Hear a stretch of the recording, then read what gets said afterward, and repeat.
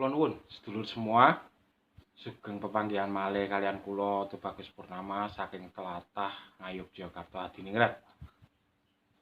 Semoga panjenengan semua selalu diberikan kesehatan, keselamatan, diberikan rezeki yang berlimpah, dijauhkan dari mara bahaya dan bencana. Dan semoga semua makhluk berbahagia. Baik sedulur, terima kasih untuk dukungannya kepada Tubagus Purnama Channel. Semoga saya dapat menyuguhkan video-video yang semakin membuka perspektif dan menggugah kesadaran panjenengan tentang leluhur Nusantara, leluhur Jawa, peninggalan dan budayanya. Dan yang terutama bisa mendukung perkembangan pribadi. Karena tidak bisa dipungkiri bahwa pengembangan pribadi itu ditentukan oleh kesadaran kita masing-masing. Kalau orang Jawa bilang kesadaran murni kita masing-masing tentang siapa diri kita, tentang apa yang harus kita lakukan, tentang siapa sejatinya kita dan hidup kita untuk apa. Nah, sedulur, dalam video kali ini saya ingin membahas tentang karma. Apakah karma itu hanya ada di ajaran agama Hindu? Tidak. Di ajaran leluhur kita dulu, bahkan di agama kejawen, dulu juga sudah mengenal karma. Karma ini ada dua, yaitu karma turunan dari orang tua dan karma bawaan dari kehidupan kita di masa lalu. Nah, tapi yang sering terjadi adalah karma karena kehidupan kita di masa lalu. Maka dari itu, orang tua dulu selalu bilang kepada anak cucunya bahwa wong iku bakal ngunduh wohing pakarti. Sapa sing nandur bakal ngunduh. Jadi semua orang itu bakal memanen apa yang dia perbuat, apa yang dia tanam. Kalau tanam itu kebaikan, ya tumbuhnya kebaikan. Kalau perbuatan kita berbuat baik, ya kita akan memanen kebaikan. Jadi selaras dengan ilmu pengetahuan fisika kuantum sekarang, apa yang kita lepaskan frekuensi kita ke alam, maka alam akan merespon dengan frekuensi yang demikian juga. Kalau kita berpikirnya kebahagiaan, kita berpikirnya ketenangan, kenyamanan, maka yang kita dapatkan juga kebahagiaan, kenyamanan. Kalau kita berpikirnya tentang kemakmuran, maka kita dapatkan kemakmuran. Jadi kalau di dalam wasiat atau falsafah leluhur dulu sangat dijauhi membenci orang. Perbuatan benci, iri, dengki itu dijauhi karena itu akan memberikan feedback yang kurang baik. Baik, sekarang kita bahas tentang karma dulu. Karma turunan dari orang tua. Apakah ada? Karena orang tua yang berbuat, kenapa anak cucunya sampai menderita? Ada. Ini jelas-jelas ada. Contohnya, ketika orang tua sampai mengolok-olok, mengejek saudaranya atau tetangganya,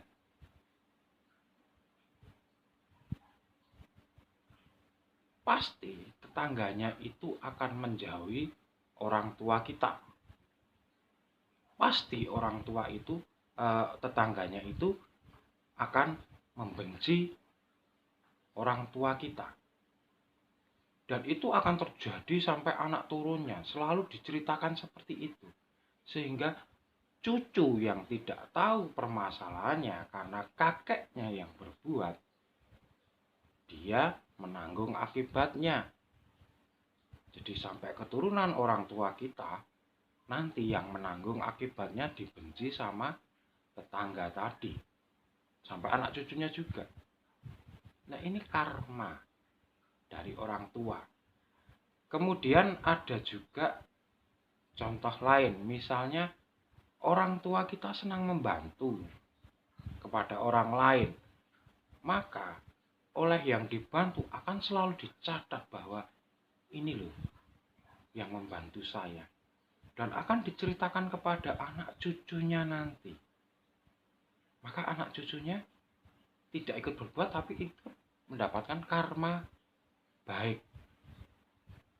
Nah, ini contoh tentang karma yang tidak ekstrim-ekstrim ya. Apalagi kalau nanti tentang karma seseorang, orang tua kita pencuri, atau orang tua kita maling, atau bahkan pembunuh, maka anak cucunya nanti akan ikut merasakan karma itu. Jadi berhati-hati, karena kita ini sebagai pemimpin kehidupan, pemimpin keluarga, maka berbuatlah baik supaya anak cucu kita tidak menanggung akibat dari perbuatan kita.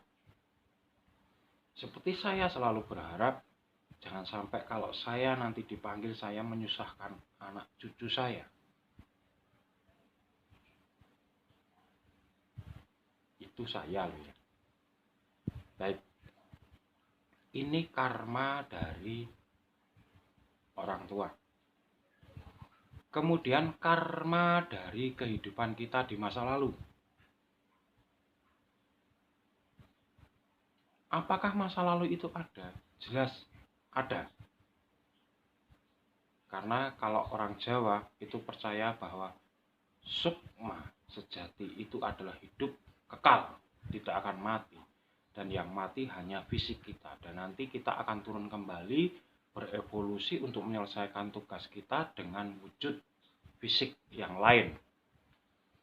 Maka akan selalu membawa karma dari kehidupan sebelumnya menjadi seterusnya ke depan. Contoh, misalnya dalam kehidupan masa lalu kita orangnya itu selalu kikir, selalu jahat kepada orang, walaupun kita kaya tapi tidak pernah berbagi, maka di kehidupan kita sekarang akan menderita. Itu pasti. Apapun usaha penjenengan pasti akan menderita. Karena ini adalah penebusan dari karma masa lalu.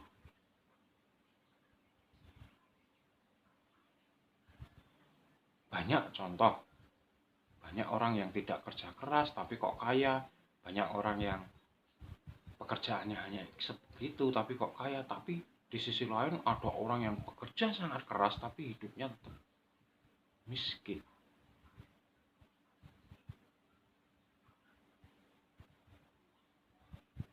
Ini contoh tentang kemakmuran ya, kehidupan di masa lalu. Masa lalu mereka pasti berkebalikan. Karena hidup yang sekarang adalah untuk mengurangi karma di masa lalu sampai selesai.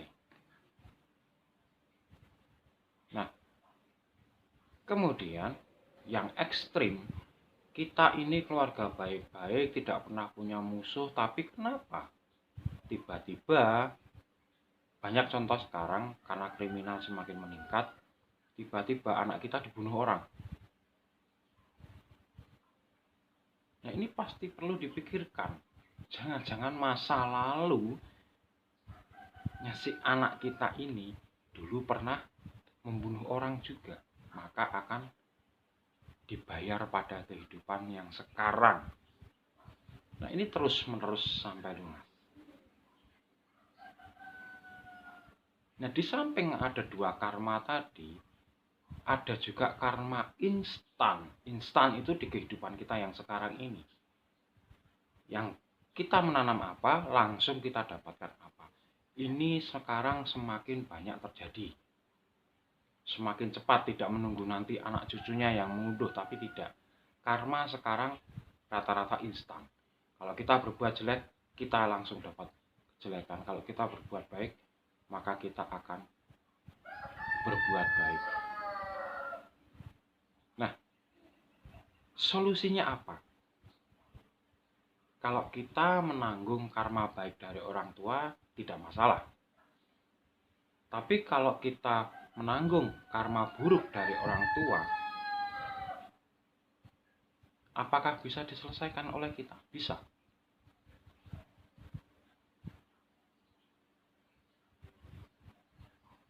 Apakah bisa putus sama kita? Bisa. Asal kita punya kemauan. Kita cari sumber karma itu yang membuat hidup kita menderita itu apa? Oh, ternyata dulu orang tua kita pernah menghina, menjelek-jelekan, bahkan mencuri dari keluarga ini. Kita cari keturunannya. Kalau ketemu, kita minta maaf. Kita yang memintakan maaf atas karma orang tua kita yang dulu. Dan apa yang sebisa mungkin, kalau apa yang misalnya orang tua kita dulu mencuri, ya kita kembalikan.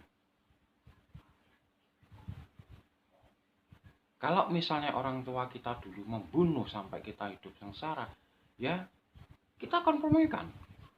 Tidak mungkinlah sebuah keluarga kalau kita sudah minta maaf terus ya udah utang nyawa dibayar nyawa. Enggak.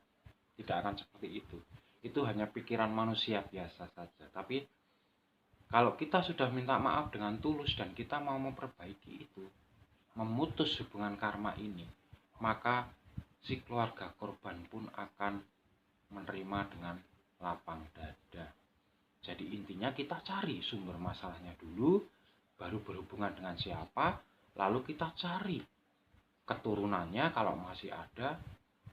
Karena saya kira masih ada, maka kita mohon maaf tentang cerita masa lalu seperti ini. Nah, ini akan memutus karma dari orang tua.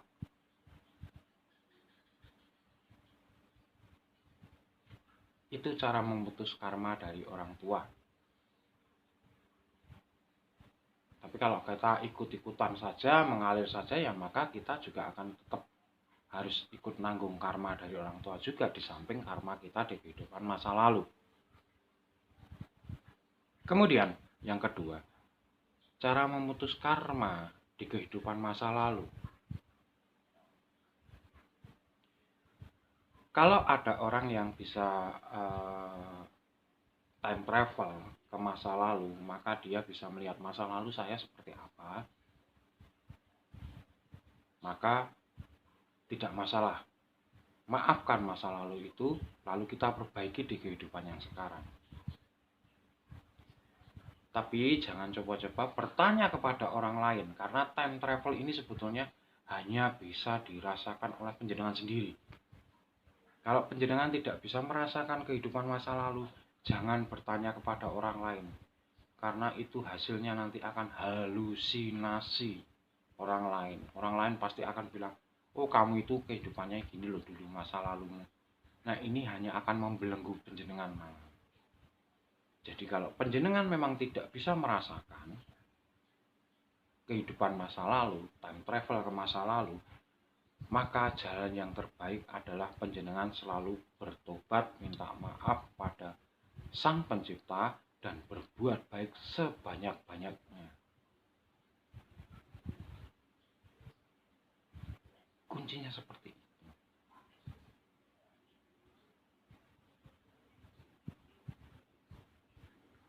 Kalau karma instan bagaimana? Ya langsung saja kita tanam yang baik, jangan tanam yang buruk, agar kita mendapatkan kebaikan. Nah, apakah karma ini bisa dihentikan atau bisa dihapuskan? Tidak. Tapi karma bisa dikurangi.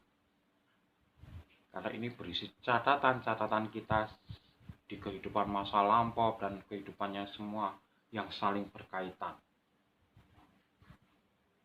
Jadi tidak bisa dihilangkan, cuma bisa dikurangi dengan berdharma. Jadi kalau namanya kata karma adalah dharma. Dharma itu bisa perbuatan, bisa dengan sedekah, dengan apa saja yang ada pada panjenengan. Saya yakin panjenengan semua pasti punya kemampuan.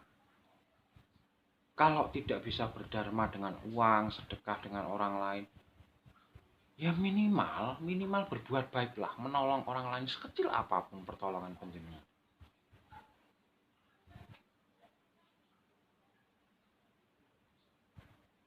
Demikian sedulur, semoga membuka wawasan kita dan semoga bermanfaat bagi panjenengan semua. Jangan lupa tetap dukung channel Tubagus Purnama dengan like, subscribe, dan komen. Bunyikan loncengnya untuk mendapatkan video-video saya berikutnya. Dan saya mohon maaf bila ada kesalahan kata yang menyinggung hati panjenengan semua, karena manusia tidak luput dari kesalahan. Dan kalau ada memang kesalahan itu adalah salah saya, tapi kalau ada yang benar itu bukan kebenaran saya, tapi kebenaran panjenengan semua. Akhir kata, saya Tubagus Purnama mengucapkan Rahayu, Rahayu, Rahayu.